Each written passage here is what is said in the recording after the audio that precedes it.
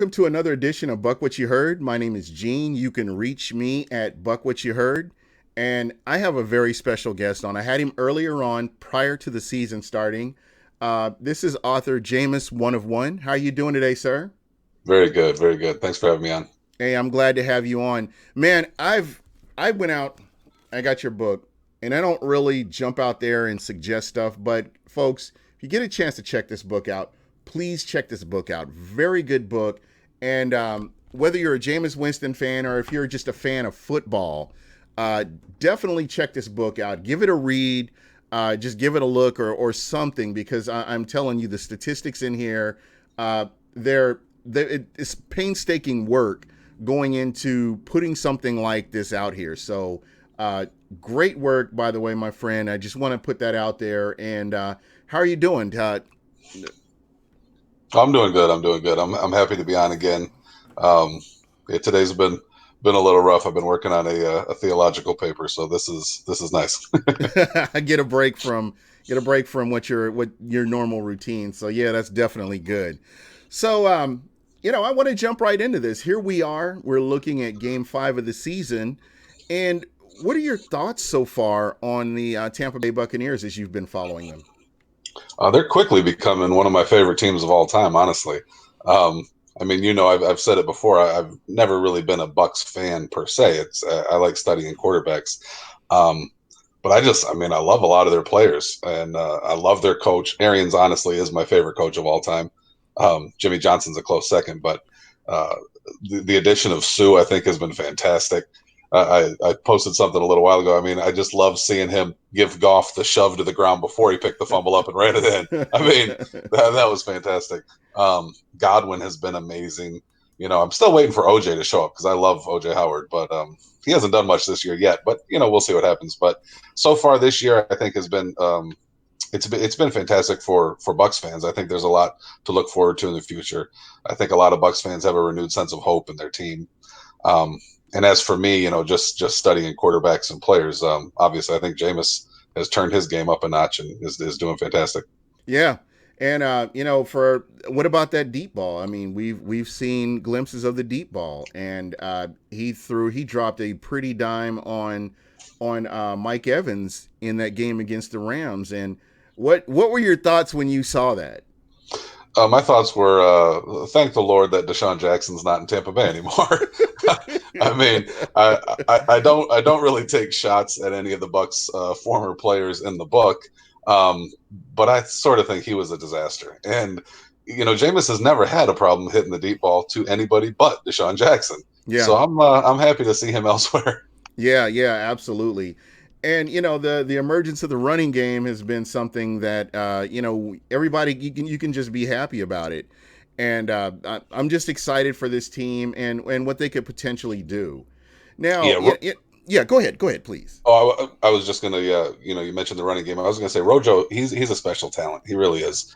I know he had a horrendous rookie season, but he has elite talent. And as long as they give him some holes, he can hit them quick and get through them. Barber, he's a banger. We'll see, but I like the combination. Yeah, me too, man. I'm really excited. Again, I'm on with author Jameis One of One. His book is Jameis Winston Derangement Syndrome. If you're a fan of football, if you like stats, this is definitely a book you want to check out. Like I mentioned before, a lot of work went into this book, and I'm really enjoying reading it. I've gone back and I have pages that are earmarked, and I kind of go back and reflect on some of those things. So again, really good book. Are you going to do a follow up book to this one? That's a good question. I've been asked to do so. A lot of it has to do with how much time I have available to me. Um, I am compiling some stuff, already getting ready for a follow up book. Um, and I'm hopeful that I could change the title. I'm hopeful that the media will come around to Jameis and that the title can change because the sooner Jameis Winston derangement syndrome ceases to exist, the better. Yeah, absolutely, and he can be viewed as a NFL quarterback. Um, I made some comments, and a lot of people took it, maybe may have taken it wrong because someone, and I'm not going to drop any names because this isn't TMZ. I'm not about all that. But somebody made the mention that Jared Goff had the game of his career against the Tampa Bay Buccaneers, and I looked at that comment and didn't even bother. I didn't even bother reading the rest of it. The fact that he had 5 turnovers total, 4 interceptions and a fumble, or was it 3 interceptions and a fumble? I believe. Yeah, yeah. Yeah, 3 interceptions and a fumble. Sorry, make sure I get that correct. Um, to me, I'm like, if that was Winston, are you kidding me? Can you imagine all the people and what they would be saying? Well, you know what? We don't really have to imagine. You can go back to game one of this season and get a good glimpse of what people would think about Jameis Winston if he has a game like that. So I know a lot of people took it wrong. They're like, oh, well, he took some shots. Jared Goff took some shots while he's throwing the ball. He had some nice passes. And again, I'm just looking for some sort of uniformity in the NFL where if one player does one thing and another player does something similar, that they're both viewed on equal plane. Oh, absolutely. I'll drop the name. It was Chris Sims, and Yeah. I've called him out a few times because he definitely has Jameis Winston derangement syndrome. Before the season started, he ranked him 27th. Among quarterbacks behind Josh Allen. I mean, Jameis, he was 5th in the NFL in raw QBR. It's the king of quarterback stats. It's fully comprehensive, and he's the only quarterback other than Drew Brees since he got drafted in 2015 to ever finish top 5 in raw QBR on a losing team, because that stat is skewed towards winning quarterbacks and playing in the lead. I mean, that's an amazing stat. So for Sims to rank him 27th is absurd. Yeah. As far as Goff's game, I mean, yeah, I don't want to rip on him. He had to throw the ball a lot, but I had an interview yesterday on the Drew Garabo show, and I had never listened to them before. It was an ambush. Their producer got a hold of me. A very nice guy, John Senig. But I had never listened to that show before. I didn't know anything about them, and he got a hold of me and he said, "Oh man, I'm a big Jameis fan. I love your book. I want to get you on the show." And I said, "Okay, cool." So we set up the interview. About 3 minutes before I got on the show, I had one of my followers on Twitter go to hold of me, and he said, "Brother, it's an ambush. They hate Jameis. They're going to do something. They're coming at you." And I said, "Okay." So I got on there, and it was an ambush. I was told that we'd talk about stats and things of that nature. No stats were mentioned. It was all about Florida State, Uber, et cetera, et cetera.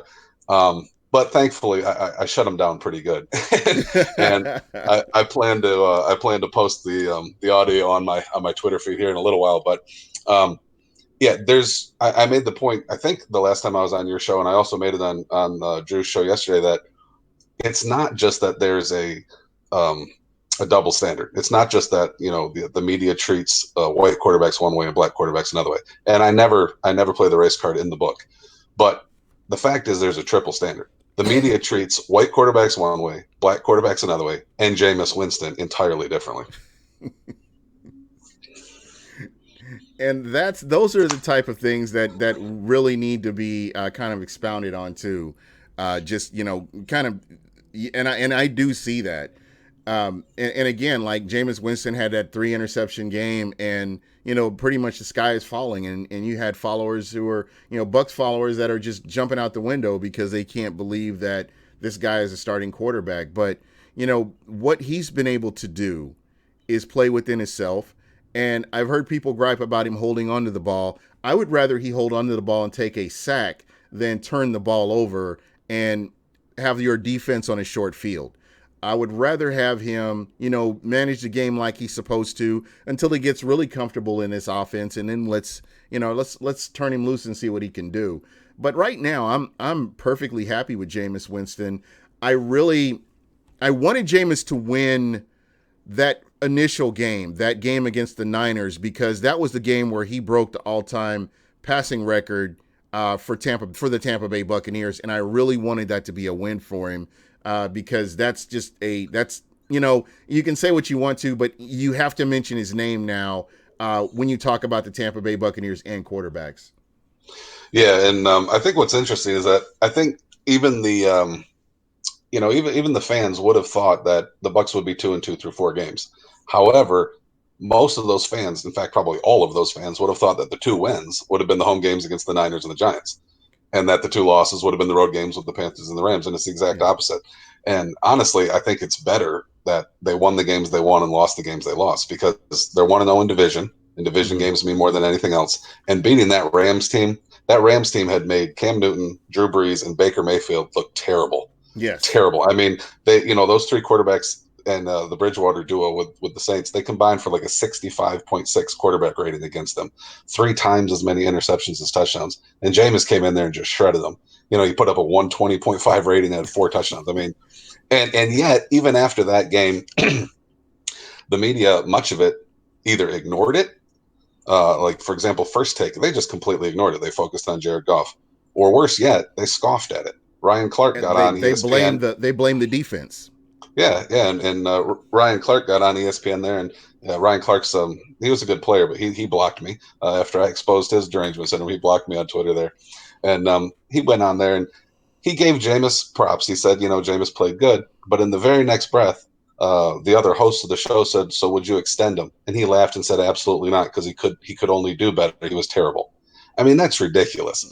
Even after the kid puts up the best game in the NFL that week, he won NFC Player of the Week. Right. And a quarterback didn't win it in the AFC, so he was the best quarterback in the world last week. Even after that, they find a way to slight him and slander him. That's ridiculous. Yeah, that's pretty much, again, like you were talking about originally when you were on, about pushing a certain narrative, and I think that's what they want to see. So I totally understand that. That makes perfect sense. And I know that we were talking offline a little bit, and I want to make sure that you get a platform to kind of talk more about your book. I could have you on, every other week. To be honest, I really enjoy talking with you. I mean, just your numbers, your head for numbers, and how you look at things. It's greatly appreciated. Are there any other quarterbacks out there that you look at and you check on statistically? Oh, there are. I follow a lot of different quarterbacks. I'm actually a big fan of a lot of guys that I do think are sort of slighted by the media. I'm a big fan of Matt Stafford. Yes, Now, I'm not saying he's the greatest quarterback there is or he's anything, but underrated. oh, absolutely. And the media sort of ignores a lot of what he's done. And part of my fascination with Stafford is that my own dad is a lifelong Lions fan, and he'll call me up after the games and he'll be like, "Oh, Stafford's terrible. He's terrible." And I'll say, "Dad, I he's the disagree. greatest quarterback you've ever watched play. Do you remember the guys before him?" Yeah, I would say that he is the greatest Lions quarterback. I mean, of all Hmm. times, I would put him up Yeah. there. Uh, I'm trying to think who created the curse in Detroit that got Well, yeah, traded. Bobby Bobby Lane. Lane is it was amazing, but that was pre Super Bowl era. So Yeah, Stafford's definitely the best in the Super Bowl era. yeah. So let me say that just so I don't slight anybody, but I would say in the Super Bowl era, yeah, he's that guy. Very special talent. Hmm. Anybody else that you like? Me, for me, I know Lamar Jackson is somebody I really look at. Deshaun Watson, and a lot of that has to do with the draft. I have a real problem with the NFL draft over the past 3-4 years because players like Simeon Rice are not even considered to go into the Hall of Fame, and the players, some of the players that have gone in, aren't even close to the same level of talent that a Simeon Rice is. So I look at the draft with a kind of I take it with a grain of salt. Players are dropped, they're torpedoed. Their draft stock is torpedoed by anonymous sources, anonymous scouts, anonymous GMs that are saying, okay, this guy is not going to do whatever. They ignore what's on film and they put these narratives out there. And these guys, their stock is dropped, and we know that they're athletes, they're quarterbacks, and they can actually play and compete in the NFL. Yeah, I mean the Ravens obviously really believe in that young man, and I mean they've built their entire system around him. They got rid of Flacco, who won a Super Bowl for him, so they obviously believe in him. To be honest, I haven't watched many of his professional games. I watched him a lot in college, and he Mm-hmm. was magnificent. He was Yeah. Michael Vick 2.0. Yeah, but I haven't really studied him in the pros. And this might be homework for you here.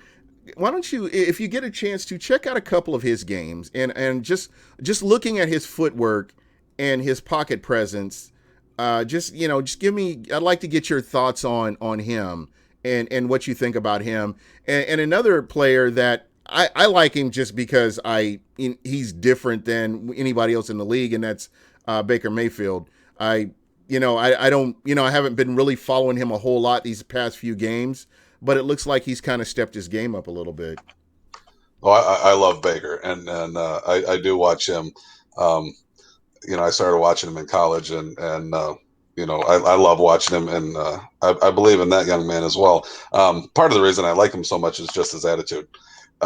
However, I Yeah, will say if Jameis conducted himself the way Baker did, he'd be out the of the media would league. never stop, never. Oh, absolutely, absolutely. I mean, Baker goes at the media, and me just liking excitement. I'd love to see Jameis do it once, but no, he's not going to do that.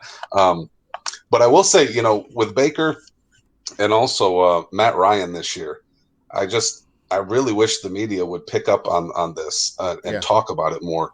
You know, Todd Monken was calling plays for Jameis, and now he's calling plays for Baker. yeah, Dirk Cutter was calling plays for Jameis, and now he's calling plays for Matt Ryan, and their interception percentages have skyrocketed. I mean, they have yeah. skyrocketed. Matt Ryan had one of the lowest interception percentages in NFL history last year, and it's almost tripled. It's up like 283% with Cutter calling his plays, and that's even with him throwing shorter passes than what Jameis threw last year, and being far less aggressive. When you look at the advanced metrics, like the next gen stats, Ryan throws shorter passes. He's less aggressive, and yet his interception percentage is up almost 300% with Cutter. And the media just, that doesn't mean anything to them. Jameis, he's just still a turnover machine. Yeah, exactly. And that's his the one thing that people will say about him all the time is, yeah, he needs to work on his turnovers. He needs that's the biggest problem with Jameis Winston is, he's going to lose you the game in the fourth quarter cuz he's going to throw a turnover. And those are the people that don't genuinely watch football or don't get a lot out of football, to be honest. Right, right. Yeah, I mean, I'm looking at just a little research I did. Yeah, Mayfield, his interception percentage is up 148%, and Matt Ryan's 283%, and nobody talks about it. And I did a little study just with Matt Ryan and Jameis. Um, this year, just through the 4 games this year, Jameis has thrown the ball 25.9% farther on average on every single pass as opposed to Matt Ryan. But his interception percentage is 5.9% higher. I mean, that there's something to those numbers. Right. Jameis is he turns the ball over at a high rate because he throws the ball a lot. Mhm. Um, Yeah. but when you actually break down the numbers, he's nowhere near as turnover prone as what people think he is. Yeah, I mean, when you think of a turnover prone quarterback, I mean, in your eyes, in your mind, who's the first name that pops into your head? At the moment, it's Jared Goff, and that's just from this year, and Right. that's actually sort of shocking to me. Because he's in a fantastic system, but it shows you how important the run game is. Todd Gurley is no longer Todd Gurley, and that alone has turned Jared Goff into a turnover machine. I mean, I think he has 9 or 10 turnovers through 5 games, um, and it's simply because the running game isn't there. Well, Jameis didn't have a running game for 3 straight years, and he didn't get the media didn't care about that at all. Yeah, and he didn't have a defense to go along with that. So I mean, that's very telling, like you said. And again, who anybody else does anybody else come to mind other than Jared Goff? Where is Matt Ryan ranking as far as turnovers go? He's at 3.4%, which I mean it's terrible for him. It isn't that bad league wide, but I mean it's terrible for him. Um, and that's also interesting because he's not in a new system. He knows Cutter's Yeah, system inside and out. They've been buddies for a long time, and he was his coach before. Um, Another guy that I actually love watching play. I have no idea if he'll ever be a good quarterback or if he's going to completely be a bust. But he's so fun to watch. Is Josh Allen in Buffalo? yes, To me, he's the white Cam Newton. He's got a cannon of an arm. He's super athletic, but he's wild and just wings the ball out of bounds all over the place to the other team. He's fun to watch. yeah, he really is. It's so funny because I actually picked the Buffalo Bills to win that game against the Patriots, just because of the way they've revamped their defense and what they're doing with on offense. Because I happen to like Allen. I wish that he could get coached up a little bit better. There's some things with his footwork that I've seen that I'm just like, he's who's is or is anybody watching this, or is anybody seeing this? Because I really believe that he could be a competitive quarterback in the NFL. Yeah, I mean his coach is a defensive mind. It's the same guy that worked in Carolina when Cam was there, and Cam's a great talent, but as we've seen, he's never turned into a pocket quarterback. He's been in the NFL a long Yeah. time, and he's never really become comfortable as a pocket passer. And Josh Allen, with a defensive minded head coach, with a sort of a ground and pound type style, and just take some deep shots. I don't know that he's ever going to develop and ever going to reach his potential as a passer. Yeah. And again, it's one of those things. We've seen the quarterbacks come through Tampa. Josh Freeman was somebody that I know is, when you hear that name, it's notorious. I thought with the right coaching that Josh Freeman could have been a better quarterback. And the reason I say that, I go back to his days in high school in Kansas City. That was good coaching, getting him to where he was ready to go to end up. I think he ended up at Kansas State.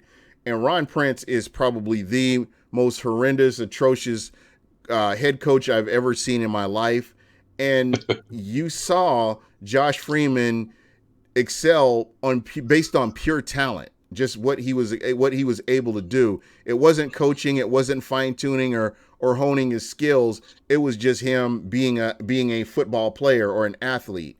You saw a lot of that when he came to the Tampa Bay Buccaneers too, where he's putting up big numbers. Don't get me wrong, but he was never that guy that came in and honed his craft. I look at Jameis Winston, and Jameis Winston is always in a book. He's always looking at film. He's always, something associated with bettering himself to be an NFL quarterback. And I think a lot of that hard work is we're seeing right now. These last couple of games is paying off.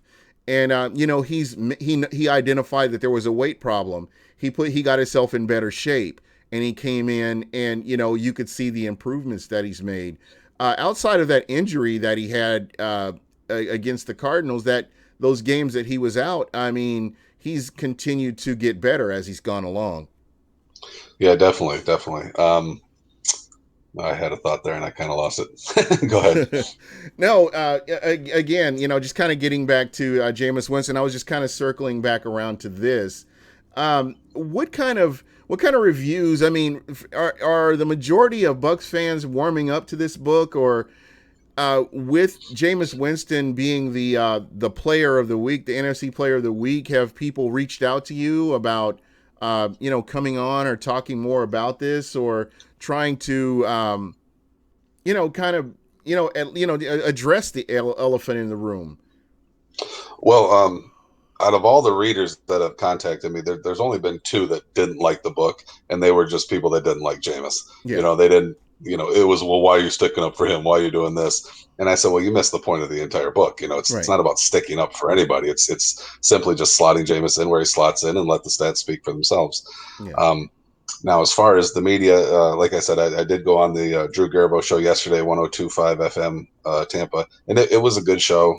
It's a big show, and it was an ambush, but they handled themselves okay, and I schooled them like I do, so it worked out well. Um, I had an interview request from Robert Klemko at Sports Illustrated. However, after somebody talked to him, that went away.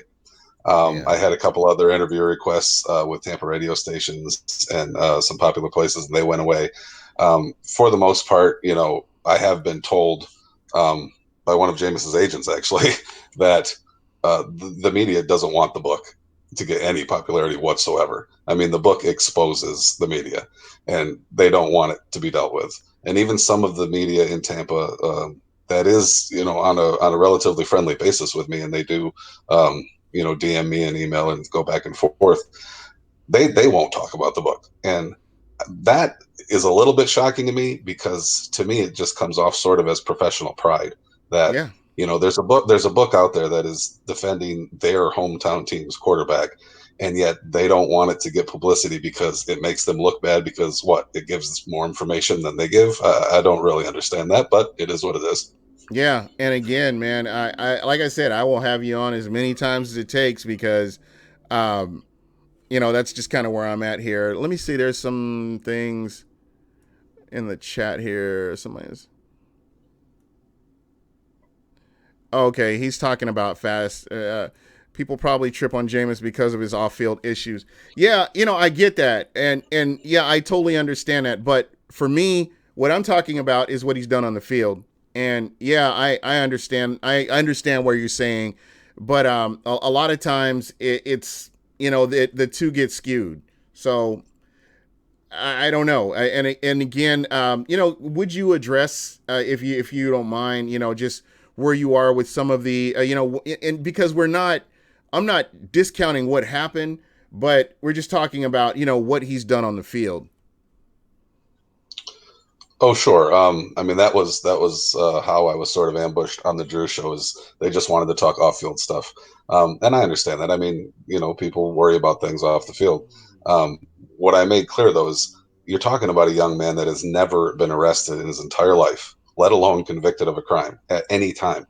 Now, plenty of NFL players have been arrested. Plenty of NFL players have been convicted, including quarterbacks. I mean, Cam Right. Newton has a record, Yeah. including Buccaneer quarterbacks. Brian Gracie and Jeff Garcia have records. Right. Um, Jameis has never been arrested, and so one of the comments is, well, people can do terrible things and not be arrested. Well, yes, of course they Yeah. can, but Absolutely. if you believe in guilty until proven, I mean, I'm sorry, if you believe in innocent until proven guilty, then you have to let you know the court systems aside. You have to let Mm-hmm. actual evidence and facts and things come out. You can't Yeah. just base your opinions on hearsay. I mean, Mm-hmm. if you do that, it's pretty foolish. Yeah. Yeah, I always worry about that because that could end up being me someday. I mean, somebody could get a wild hair and make accusations towards me, and then here I am. I'm like, well, I didn't do anything, and that will no matter whether it's proven or not proven or whatever, that'll still be a cloud over my head for the rest of my life, Abs- and that's just Absolutely. I mean, that's just how the system works.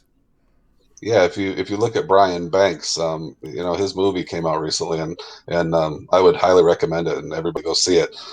Brian Banks was a high school linebacker star, and he was accused of a rape, and he was incarcerated. He was convicted and incarcerated, and the female that accused him of the rape years later admitted it never happened, and he was let out. His whole career was destroyed. Now, amazingly, he played his way into the NFL and played a few games for the Falcons, and then ended up working in the NFL head offices, which is Right. pretty amazing.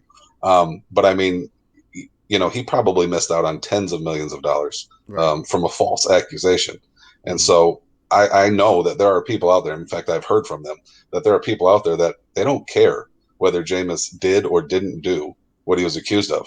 They want to see him in jail whether he did it or didn't do it. They just Right. don't like him. Period. Yeah. And again, that is what it is. But and to the victims, nobody's here is saying one way or the other. You were just basically putting the facts out there, and that's all it is. Because that's kind of where people get caught up in choosing a side. Okay, either he did do it or he didn't do it. But at the end of the day, only they know. What really happened, what went on, or if and on the other side of it, and maybe nothing did happen. So Well, yeah, it's a that's the slippery slope. problem when you yeah, and that's the issue when you have a he said she said. I Yeah, mean, this is something that there is no evidence for. So basically, people are just making up their minds based on what they want to think. yeah, That nobody knows. yeah. Um, on that Drew show yesterday, John Senig, he said, "Well, Jameis yelled out a homosexual slur," and I Mm-hmm. said, "Sir, how do you know that happened?" Well, the lady said it did. And I said, okay. And how Okay. do you know that it happened? You Yeah. don't. Were you there? Yeah, You know, right. and this is what I'm. And this kind of goes back to what I'm saying. And if Jameis Winston is guilty, he deserves to be prosecuted to the full extent of the law. If that is the case that Jameis Winston did do it, I would not have a problem, coming on here and saying, yeah, well, this guy is a convicted so and so and so and so. The evidence shows this. But again, nothing really came from it criminally, and I think that's I don't know. I again I can't. I was not there. I'm not going to choose one way or the other. The reason, we're talking about this because we're talking about Jameis Winston's play on the field. So that's kind of where we are right now. And, hopefully I haven't offended anybody with, my stance on this. But, that's kind of just, where I'm at with all this. Yeah, and I would say too, for anybody that does read my book, you'll see, I have some personal stories in there for myself, and I took my little sister when she went to the police to report a rape. So I definitely am not choosing sides. I make it very clear in the book that I am not saying that the Uber driver lied. I am not saying that Jameis Winston told the truth. All I'm saying is that we don't know. What we do know is that no police report was filed. What we do know is that she told the NFL she had no interest in money, and that as soon as the NFL finished its investigation, she sued him for money. What Right. we do know is that she told four different versions of the event, and I cover all four in the book. Now, the media never reports on that. I brought that up to Jenna Lane. I said, the lady told four different versions. And she said, well, what are they? And I told her, and that's never reported. So in the book, I cover all four. I give citations exactly where those are found. And that's just not something the media will touch. Yeah. Yeah. And, again, they have their reasons. And that's why I'm happy to have you on here, just kind of touch on some of this. There's actually, you have a whole chapter on what about the turnovers, which is really good. You're talking about the fact that since 2016, Jameis Winston ranked second in the entire NFL. 2016. Wow, this is when we're looking at air yards here. Jameis Winston ranked second in 2016, third in 2017, and second in 2018 in air yards. That's passer throws on all attempts. Basically, and kind of for what to understand this is a metric that shows how far the ball is being thrown downfield. Air yards is recorded as a negative value when the pass is behind the line of scrimmage. Additionally, air yards is calculated into the back of the end zone to better evaluate true depth of the pass. That's deep. Yeah, I mean, basically, to say is that Jameis throws the ball farther on average on every pass than almost any quarterback in the entire NFL. I don't break it down between him and Drew Brees specifically. I don't think in the book, although I might in one spot. Um, over the 3 years, on average, every single pass that Drew Brees would have thrown, Jameis would have thrown the exact same pass 52.4% further. So you're talking about a 19 or 20-yard pass for Drew Brees is automatically a 30-yard pass for Jameis Winston. And people don't think that more turnovers will happen under those circumstances. Of course they will. Yeah. Yeah, again, this is that book. I mean, if you haven't read this, please take the opportunity to check it out. I know not everybody's gonna like it, but I thought it was a great book. I thought it was a really good read. Amazement717 was asking, he said he wants to get the ebook. Is this available in ebook? It is, and it's actually available pretty much everywhere in ebook. You can go to Amazon and get it through a Kindle. It's available Barnes and Noble with Nook. I think Kobo, Apple. One of the links on well, my pinned tweet there on my Twitter profile has a link that'll bring up like all the different ebooks available. But I think there's many carriers for the ebook. Yeah, definitely worth a read. And I was kicking myself. When you were on the first time, I was kicking myself. I was like, man, I wish I had looked over this book. And I am so glad that I have. I've used the book in conversation at work to talk about just football in general, and it's a great tool for talking about quarterback play. Yeah, I mean, a lot of people like it that aren't Jameis fans because it compares all the Super Bowl era quarterbacks to each other, and so they can look at Ken Stabler and compare him with Joe Montana, and this is stuff that people just don't see anywhere else. So you don't have to be a Jameis Winston fan to like the book. There's a lot of information in the book about every single Super Bowl era Hall of Fame quarterback that you can really dig into and have some fun conversations with. Yeah, I'm actually on your site right now. I'm trying to get the link for the book so I can share this with some of the listeners in the chat. So, yeah, and again, I once again, this is author Jameis One of One. It's great to have you on. Like I said, I mean, this is great. This is great stuff. Thank you. So, for you, is there what's next for you? Are you just going to pretty much take it easy right now and enjoy the NFL season, or what are your plans right now, or are you? Yeah, I mean, I'm working towards my PhD in theology, so that keeps me busy. I have some other business ventures and some other writing projects. Um, I am definitely giving serious consideration to a second edition of this book. With even more data and things of that nature. But I am enjoying the season. I'm having a lot of fun watching the games. I made a point the other day to say that I generally never tweet during a game, and I usually don't tweet until a couple hours after the game, until I've had a chance either to rewatch it in full or just to rewatch portions and think about it, and then tweet out some stats. So you'll probably never just catch me tweeting during a game. It's just not what I do. Yeah, well, that works. That works right there. So, Amazon, and right now, what it's going for, 18.95 on paperback. Has the book been selling pretty good? It has, and I've been selling direct too, which is nice. I mean, it doesn't build up the sales statistics, but some people will contact me and order a few copies in bulk, and I can give them a discount just myself. So yeah, it doesn't help the sales stats, but it does work. Yeah, that's what I'm talking about, man. That's awesome. So, I just want to make sure that you had a YouTube channel on you had a YouTube channel, and I think you kind of touched on it a little bit. What happened with your YouTube channel? Well, yeah, I mean, I just signed up for YouTube, and I put a book trailer that I had done by a lady, a professional book trailer lady done, and I just put that there on YouTube, and they banned me. I mean, they suspended the account. Um, I never received an email. I actually didn't know that I was banned and didn't know that the video had been shut down. I was on Twitter having a little debate with Dirty Sports or something like that, some podcast, and one of my followers said, "Hey man, your YouTube video's down." And I checked it, and it said, you've been banned or whatever. So I emailed YouTube, and they got back with me and said, well, it was just it wasn't a personal email. It was just something saying, yeah, you're banned for good. So no explanation was ever given as to why it was banned in the first place. No explanation was given as to why they wouldn't remove it.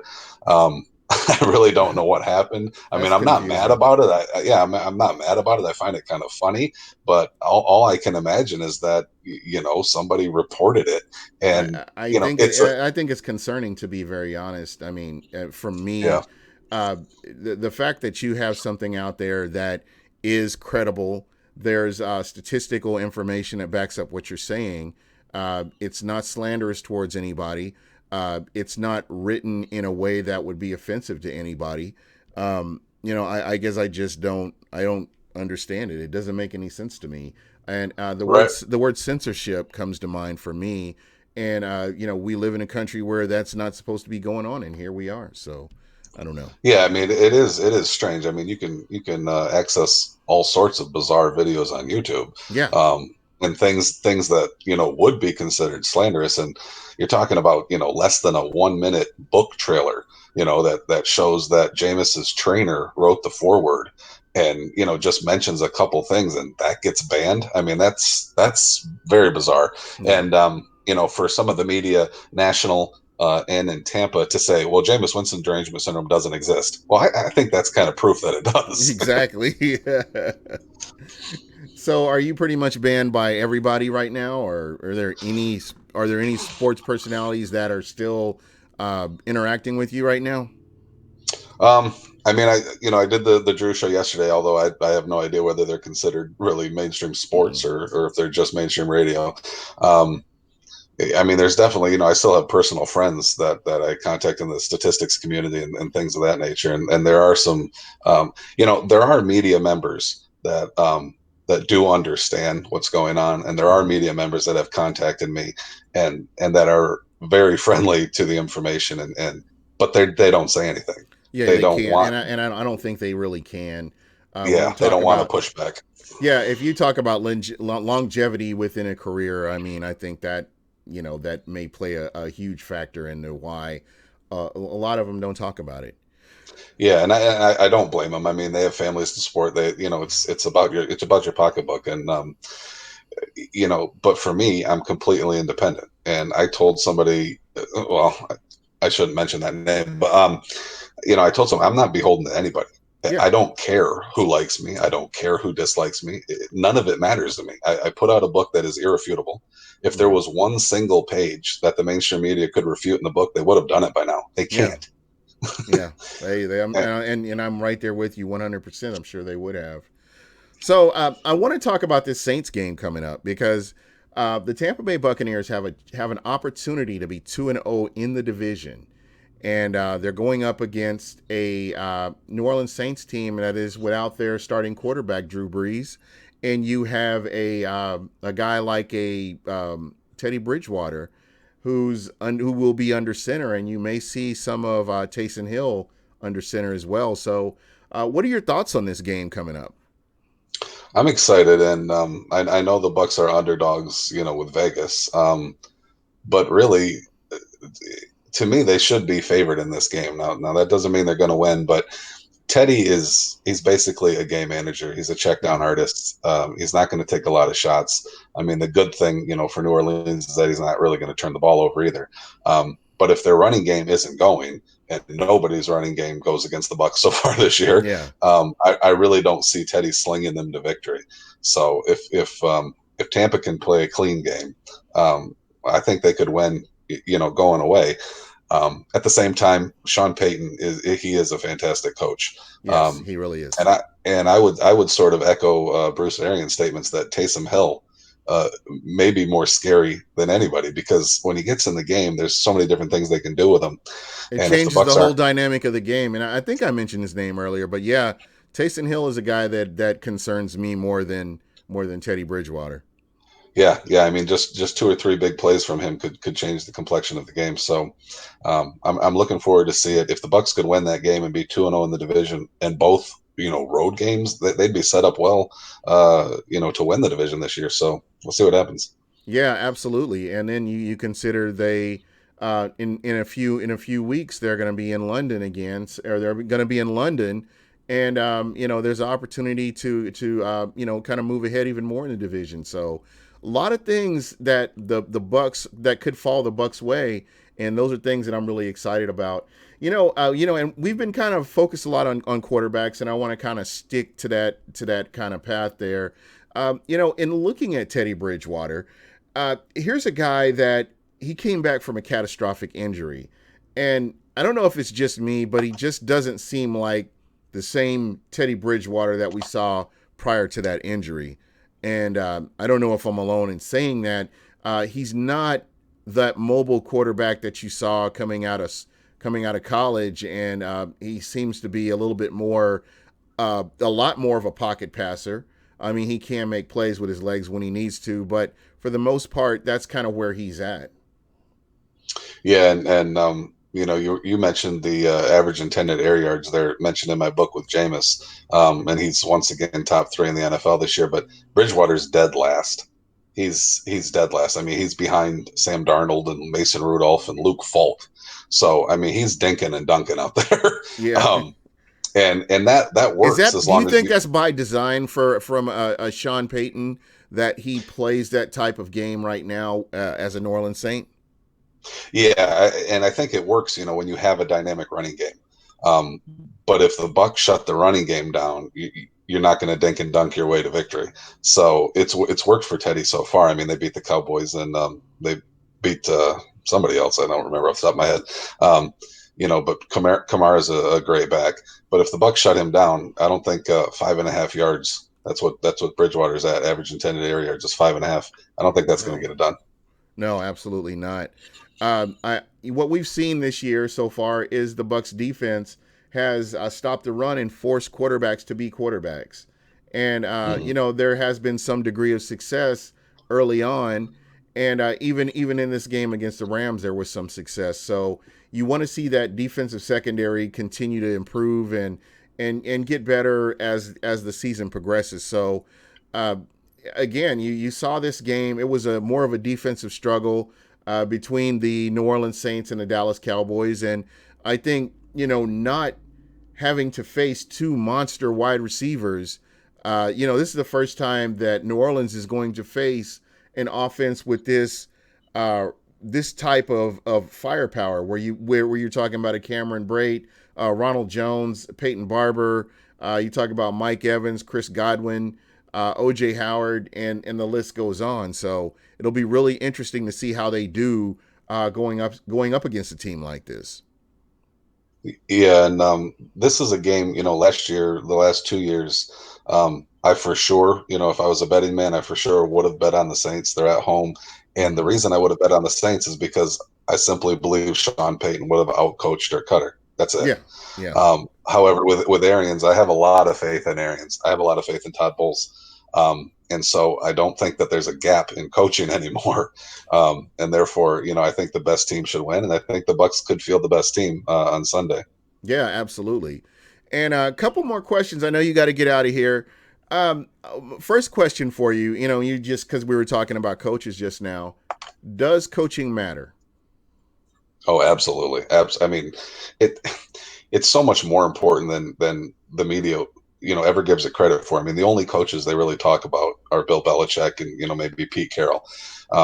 Generally speaking, they don't really talk coaching. And generally speaking, when you see lists of quarterbacks ranked, everybody is ranking quarterback plus coach. And they don't say that. They say they're Yeah, just ranking quarterbacks, but they're all ranking quarterbacks plus coaches. We see the massive jump that Jared Goff took with Sean McVay. Jared Goff didn't just all of a sudden get more skilled. He didn't all of a sudden, have yeah, a better arm. He got a great coach, and so coaching makes a world of difference. Now, I will say that I said before this season even started, I said Jameis is going to have a big year, and I guarantee you, when that happens, the media is going to spin it that it's all Bruce Arians. yeah. Now, and I don't want to take anything away from Bruce. I love Bruce. He legitimately is my favorite coach of all time, and I think he's a fantastic coach. But he's But not on the let's not field throwing the ball, though. Yeah, right, and let's not forget that Jameis Winston as a 23-year-old led the NFL in 300-yard games with Dirk Cutter, and that was missing five parts of five different games. He led the NFL in 300 games. He's been elite in the advanced metrics, for the last 30 years. So this is a guy that put up some incredible advanced metrics. He broke records with Cutter, and I don't think Cutter was a good coach. So yes, Arians is a fantastic coach. Leftwich is growing into his position well. He's calling mm-hmm. good plays, but nobody should get it twisted. Jameis Winston's an elite talent. He has Hall of Fame level talent. Now he should get better with better coaching, but this isn't a situation of somebody who's a marginal talent that all of a sudden puts up numbers. This is a kid with elite level talent that is now putting up elite level stats. So Yeah. So that's definitely something to look forward to. Just seeing what he's going to be able to do. And and I don't know if I know you talk about quarterbacks and that's kind of your thing. Do you ever look at defenses? Because I love the defense too. Um, do you think that this Bucks offense will do good against the Saints defense? Because we've seen how they've shut down some of these teams, but again, when you look at level of talent on these teams, I think you're looking at two totally different things. yeah, the Saints are legit. I mean, their front four is maybe the best in football. It's I think 4 first-round draft picks. It's definitely legitimate. Of course, the Bucs have some legitimate skill position players, and Yeah, they've got a gunslinger quarterback with elite talent. So yeah, it should be a good match. I'm more concerned personally with the Bucs secondary. Even though mm-hmm. Teddy is a game manager, and if the staff goes in saying, well, he's 5.5 air yards. Um, Tampa's pass defense still scares me, and I Yeah, would love to see them make a trade either for Jalen Ramsey or Patrick Peterson. I just think you put a true, lockdown corner on this team, you're in for something special. yeah, yeah, absolutely. Again, I don't know what's going to happen. We are getting close to the trading deadline, so we'll see what happens as far as that goes. You've got a bunch of young kids back there, and you're learning learning a new defense, other ones just coming into the league. So, yeah, you're right. That's kind of what we've seen is that secondary giving up a lot, but they have gotten stops where they've needed to. So, at the end of the day, it's all about wins and losses. But you're right. I can definitely see what you're talking about. But I would just kind of have to wait and see what happens as the season progresses. You never know. We may be surprised, and you may see that. So Yeah, I trust Todd Bowles. I really do, and I think that the defensive backfield they have talent. I mean, I think all those guys, Whitehead and Davis and Dean and Murphy. I mean, Hargraves, all of them are very talented. They're just young. yeah, They're all young, and it's tough, to basically have every single member of your defensive backfield be young. But I do trust Bowles, and I know, he give his defenses, routinely they give up yards, but they don't give up points. right. And that's fine. I mean, as long as you got more points at the end of the day, it doesn't really make any difference how many yards the other team got. Yeah, you're absolutely right, and you want to see improvement every week. That's something that you strive for to see improvement. From last week, not making the same mistakes the next week. So definitely something to kind of keep your eye out on. Yeah. So And go ahead. no, I was just going to say, this has nothing to do with Jameis. A lot of people think that I only talk about Jameis, only study Jameis, but um, you know, I hope that people are not killing Dwayne Haskins. That young man, He he's a was put good in a kid, bad situation. and oh, that's a terrible situation in Washington. I really feel bad for him. I just that makes me upset to see. So Yeah, I it's hope like the him media him takes it and easy. and Josh Rosen is the other guy that I really is depressing to see what does that do to a quarterback psyche when you're drafted in the first round and you go to a team and you're only there for 1 year and you've got a first year head coach in who's never coached before in the NFL and they're trying to put something together. That coach gets fired. They bring in another head coach. That coach doesn't want you. You get sent to another team, and they don't start you. They start somebody else, and that doesn't work out. What does that do to you? Do to a quarterback psyche? How do you? I wonder how do you keep that stuff in perspective? I think that sort of thing has destroyed many quarterbacks. David Carr, I think, is a good example. He Yes. was an elite. He was an elite talent. I mean, he had legitimate talent, and he was just beaten to death in Houston. They couldn't protect him, and I actually see the same thing happen with Deshaun Watson. Now, I think he's confident, and I think he's better. I think he has more talent. But they're not protecting that young man. He's getting beat up too much, Yeah. and that's on the coaching staff. That's on the front office. Um, as far as Rosen, that's the strangest start to a career that maybe has ever happened. I can't think of another quarterback, that is drafted to be the face of the franchise and then is replaced a year later by a new face of the franchise, sent off to a team where he thinks he's going to be their face of the franchise, and then finds out they're tanking. They're trading all Right. their good players. They're Right. tanking, and they're probably going to replace you with a new face of the franchise. That's the strangest start that to a I career, don't think maybe I've ever. ever. I don't think I've ever seen a start like that. So, Yeah, again, I feel bad for him. I mean, he could be going into year three and just be a backup, and then the media will turn on him. They'll consider him a bust, and by the time he hits free agency, he won't really have any good game tape. He played for two terrible teams, and mm-hmm. who's gonna want to sign him? Who's gonna give him a shot at a QB1 job? I mean, his career could be over before it starts, and he also has legitimate talent. He's not a marginal talent. He's got some No. fantastic arm talent. He's not very athletic, but he's got fantastic arm talent. Yeah, one of the listeners is saying turnovers are the most important stats as a QB. Turnovers are the most important stats as a QB. Um, how do you respond? How do you respond to that? Normally, It's ridiculous. When you look at the history of the game and you look at Hall of Fame quarterbacks, almost all of them were turnover machines, especially when they were young. Hmm. especially when they were young. Peyton Manning threw 100 interceptions in his first 5 years. 100. That's ridiculous. Terry Bradshaw, Joe Namath, Dan Fouts, Warren Moon, they were all turnover machines. Brett They're all in the Hall Favre. of Fame. Oh, yeah. And I think, and Brett, yeah, I think Brett Favre was even into his career. I think he was that guy absolutely. that threw them interceptions. But Yeah. he always had the talent to bounce back and go out there and continue to play. That's the one thing I will say that I can appreciate about Jameis Winston is he doesn't dwell on the turnovers. I know that right now he's really paying attention to them, but he doesn't like dwell on them to where that affects his game throughout the season. Yeah, Jameis has always seemed to have a snap and clear, perspective and not care. He'll throw a pick and they'll come back the very next series and throw a bomb. It doesn't bother him, and that's a great quality to have. As far as the focus on turnovers, to me, I call it the Aaron Rodgers effect. The media, everything is it goes in waves. If ESPN was as big as it is now, if it was that big back when Bradshaw and Namath played, and guys like that, there would not have been a big focus on turnovers because everybody was turning the ball over like crazy. Aaron Rodgers came along, and he never turns the ball over, and he's a media golden boy.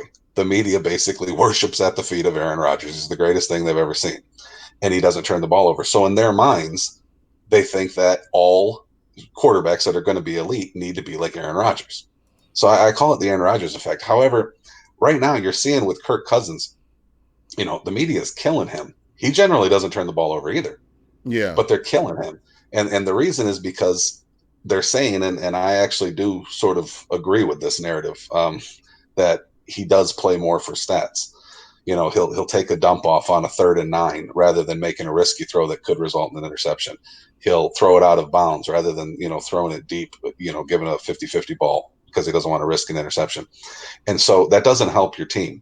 No, it It doesn't. helps it helps you remain turnover free. It helps your passer rating, and it gives Philly fans the idea that you're a good quarterback because you have a higher passer rating. But it's not helping your team win games. And that's one thing about Jameis. I've never seen him in my life, not one time, um, take just a safe play just to take it. And what I mean by that is, a 3rd and 11 game on the line. He's not going to take a 2-yard pass to preserve stats. I've never seen him do something to preserve stats. I have seen many quarterbacks do that. And Rodgers is unbelievable, but he does it all the time. The media gives him a pass, but he throws the ball out of bounds more than anybody in the history of the game. Okay. And if it's the end of the half, he'll chuck it out of bounds rather than risk a pick, and that's fine. That's fine. He's a great talent. He's unbelievable. He's a first ballot Hall of Famer. But if it was another quarterback doing the exact same things, a la Kirk Cousins, the media would be Mhm. killing him. Right? Yeah, most definitely. So for some reason, this guy seems to think that we are glossing over Jameis Winston's turnovers. Um, I mean, yeah, he's had turnovers, but at the end of the day, you can't say all of those were on him. Yeah, he's turned the ball over. Yeah, I mean he has. He's got like 5 interceptions so far this year, I think, right? Yes. So I mean, I don't know. To me, turnovers. You can have turnovers. I've seen some people bounce back from turnovers. Yeah, he's had turnovers. He's had a lot of them. But I mean, in the grand scheme of things, I mean, look at where he's at right now. I mean, when you look at his overall statistics. Well, yeah. I mean, Jameis, he's probably going to be, through 5 years, he's probably going to be, I don't know, 70, 75 career interceptions. And again, Peyton Manning through 5 years threw 100 interceptions. Jameis would have to throw 42 picks this year. 42 to hit 100. Now, if he throws 42, he's not going to be in the NFL next year. But interceptions, turnovers and interceptions, they're actually overvalued. And there was a great statistic put on Twitter the other day, and I wish I had it on hand, but it was Because I just a think he's graph at showing. like right now. Winston's at 63 interceptions in career, 63 career interceptions. Right, yeah. So I mean, even if he throws 20 this year, which I highly doubt he will, he'd be at 78. So um, Yeah, I mean, when people say, Winston is a turnover machine, I have no problem with that. Fine, he's a turnover machine. But just understand that every Hall of Fame quarterback, especially when they were young, almost every single one of them was a turnover machine. The two guys that stand out as non-turnover machines were Joe Montana and Aaron Rodgers. That's really it. When you're talking about the Mannings, when you're talking about John Elway, Terry Bradshaw, Joe Namath, Dan Fouts, Warren Moon, Fran Tarkenton, all of them were turnover machines. And the reason is quarterbacks and coaches want real quarterbacks. They want people that can make every throw, that will be aggressive, that will throw past the sticks, that won't play it safe because they can build an offense around that. So you look at a guy like Mariota. Mariota hasn't thrown a single pick this year. He's been terrible. I've watched every one of his games. He's been terrible, but he hasn't thrown an interception. So what? If Jameis and Mariota were to both hit the free agency market today, there'd be no doubt that Jameis would get the higher offers and more offers because coaches are not looking for somebody that simply won't turn it over. Otherwise, Kirk Cousins he'd be great to the media. They would love him. They're not. They're killing him because he's playing safe. He's playing for stats. He's avoiding turnovers to have a higher passer rating, and it's not helping his team. Oh yeah, there you go. So just kind of at this point, that's kind of what I'd like to get. I'm going to see if I can get this guy on here. I'm really interested to. It's kind of hard typing and everything like that. I want to just kind of get his thoughts because I'm not really sure where he's trying to go with the. I'm not sure where he's trying to go with the turnover portion of this. I think Sure. Jameis Winston has done a better job this season taking care of the ball. And I mean, if we break down all the ints that he's had, I think maybe two out of the five were like on him, where he stared down a receiver or something like that, and or he made the wrong decision. But I think that he's done a lot better, taking care of the ball this year. And that's what we need to look at. Yeah, we can look at last year or his career as a Tampa Bay Buccaneer, but he's got a different coaching staff right now. He's got a different quarterbacks coach. He's got receivers that are healthy. He's got a lot of stuff that he didn't have, and he's continuously working on the turnovers. He's aware of turnovers as much as we are. I mean, that's one of the things that he worked on in the offseason was taking care of the ball and worried about turnovers, And I think that's what's kind of slowed him down from doing more this year is the fact that he's concerned about turning the ball over. I've seen plays from Jameis Winston where he didn't throw the ball, and I just expected him to throw an interception, and he didn't. There were a couple of plays that I've seen Jameis Winston get hit, and he normally would have fumbled the ball, and he didn't give it up. So I think he's improved, and just from what I'm seeing, he's improved from past seasons. Yes, he's turned the ball over a lot. He has, and 63 interceptions. How many fumbles there? Let me get back up here. I think he had quite a few fumbles too. He's been doing pretty good holding onto the ball. I'm trying to see. And I know you got to go here. I was just looking for his fumbles fumbles throughout his season. 5. Yeah, because I know his fumbles were pretty high too as well. So, but Yeah, his big fumble year was the year he got his shoulder jacked. yeah, yeah, He had his throwing shoulder jacked, and for the poster or whoever it is that's commenting about turnovers, one of the sections in my book I deal exclusively with turnovers only, yeah. because I know that that's on everybody's mind, and there's the interception percentage stat, but there's nothing really for fumbles, and there's nothing really for total turnovers. So what I do in the book is I do a total turnover percentage, and it deals with every time the quarterback touched the ball compared to every time he lost the ball, be it an interception or a fumble. And when you look at that, Jameis Winston has the exact same total turnover percentage, which is 3.6%, meaning for every 100 times he touches the ball, he'll turn it over 3.6 times. He has the exact same total turnover percentage through his first 4 years in the NFL that Tom Brady did. Now, nobody considers Tom Brady a turnover prone quarterback. And yet, Jameis and Brady have the exact same percentage. Yeah, this and I think you do. What is this total turnover percentage table? And Mm-hmm. what do you have? Total turnover percentage. Interceptions plus fumbles minus fumbles recovery. I think Jameis Winston is like 80. Total touches, attempted passes, rushes, receptions, plus time sacks. Wow, 2,233. I mean, this is a really interesting book. I encourage you to look at it. There is a section about turnovers. Just get it on ebook or whatever. Just check it out. But what I will say to the person out there that's asking the questions about the turnovers, what's he doing this year? I mean, yeah, we could dwell on what he did last year. What's he doing right now? I need to. That's what I need to understand is are you comparing what he's doing right now? Because he's not a turnover machine right now. He's got 5 picks. I mean, if we want to talk about turnovers, what is Matt Ryan doing? I mean, there are other quarterbacks out there.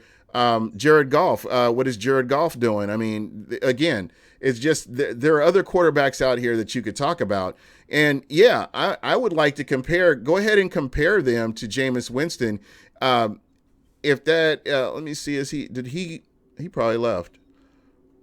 And I wasn't, I'm not glossing over it. Yeah, Chris Counts, if you're there, hit me up on Twitter. I want to get you on the show, at another time, because I really like to discuss this and try to understand where you're going with the whole turnover thing. And I don't want you to think I'm not addressing this, but the way Jameis Winston's been playing, he's had a few ill-advised throws, but I've seen a lot worse this season. So again, just for where he's been to where he's at right now, I think he's continuously improving.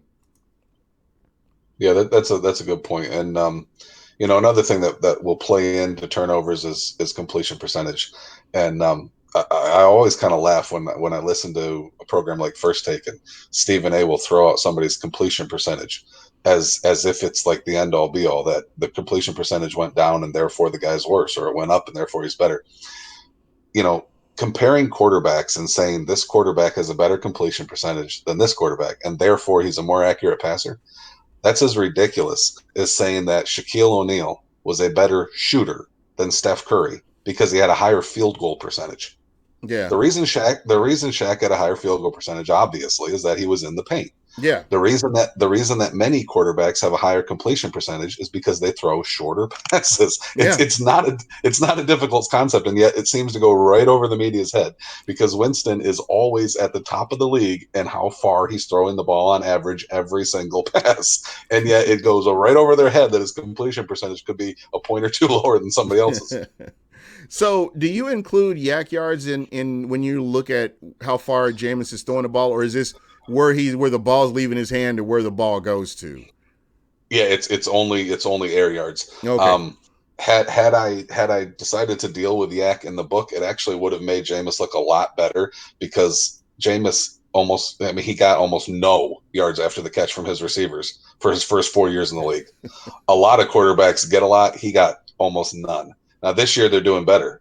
Arians' system and Leftwich system, they're running screen passes and they're doing a lot better with that. But for the first 4 years, I mean, he was throwing balls, they were catching them, and they were down. So. Yeah.